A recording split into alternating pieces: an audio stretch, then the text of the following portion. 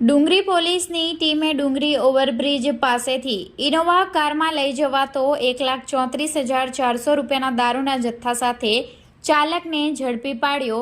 2 wanted. તારીખ 7 જાન્યુઆરી મંગળવારના રોજ 4 કલાકે નોંધાયેલી ફરિયાદની મળતી માહિતી મુજબ ડુંગરી પોલીસની ટીમ પોલીસ મથક હદ વિસ્તારમાં પ્રોહિબિશન તેમજ જુગારના ગુનાઓ શોધી કાઢવા માટે પેટ્રોલિંગ કરી રહી હતી। જે દરમિયાન ખાનગી રાહે બાતમી મળી હતી કે એક ઇનોવા કાર નંબર GJ31D 0947માં દારૂ ભરી ચાલક સુરત તરફ જવાનો છે।